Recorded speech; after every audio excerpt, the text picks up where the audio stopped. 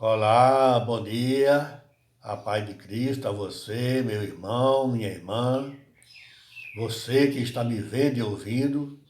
Eu sou Severino Ramos, sou evangelista da Igreja de Cristo, que se reúne em Lagoa de Itaenga, uma pequena cidade no interior de Pernambuco, a 70 quilômetros do Recife. E o meu prazer é esse, é estar aqui todos os dias com o texto da Palavra de Deus para a nossa meditação. O nosso texto de hoje encontra-se no Evangelho de João, capítulo 8, e eu vou ler o versículo 31 ao 33, onde diz: Disse Jesus aos judeus que haviam crido nele: Se vocês permanecerem firmes na minha palavra, verdadeiramente serão meus discípulos e conhecerão a verdade, e a verdade vos libertará. Eles lhe responderam: Somos descendentes de Abraão e nunca fomos escravos de ninguém. Como você pode dizer que seremos livres?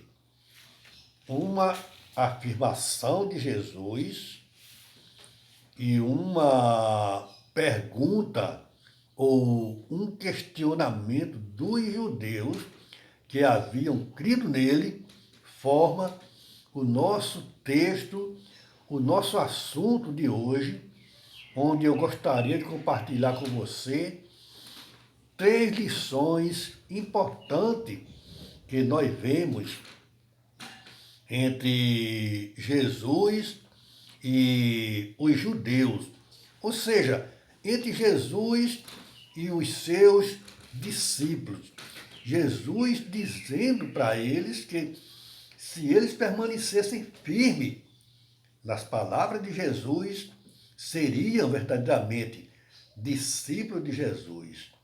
E eles respondem para Jesus: somos descendentes de Abraão e nunca fomos escravos. E como você diz, seremos livres? Uma pergunta que eles fazem para Jesus com um tom de ironia, desfazendo no que Jesus tinha dito quando ele pergunta: somos descendentes de Abraão e nunca fomos escravos. Como você diz, seremos livres? Nos dias de hoje, continua ainda a mesma coisa. Eu não tenho pecado. Todos nós somos filhos de Deus. Essa é as palavras, o pensamento das pessoas. E isso mostra um orgulho da pessoa de não querer reconhecer os seus erros com essa expressão. Todos nós somos filhos de Deus. O orgulho é algo que maltrata, é algo que escraviza, é algo que domina a pessoa a não querer aprender de ninguém, a não querer ouvir de ninguém, quando se acha que eu sei de tudo e então não preciso de lição de Jesus. Foi isso que os discípulos tentaram dizer ou disseram a Jesus. Segundo, é a dúvida. Eles tinham dúvida porque eles eram descendentes de Abraão e Jesus chega chamando para seguirem a Jesus e eles ficaram na dúvida. Como hoje muita gente tem essa mesma dúvida, se vai deixar a sua religião hereditária, que herdou de seus pais, de seus antepassados, e vai esquecer tudo isso e seguir a Jesus. E terceiro é o medo. Medo é uma praga que atrapalha, que destrói, que maltrata. Por exemplo, estamos vivendo tempo de medo, tempo de isolamento, tempo de tristeza. Mas nós, como discípulos de Jesus, como tem sido a nossa consciência, como tem sido a nossa confiança, o nosso pensamento, a nossa dependência em Jesus.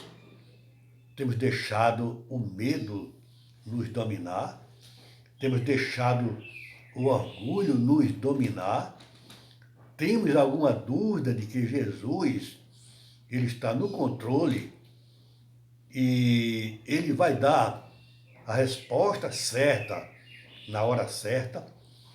O apóstolo Paulo, ele escrevendo aos irmãos romanos,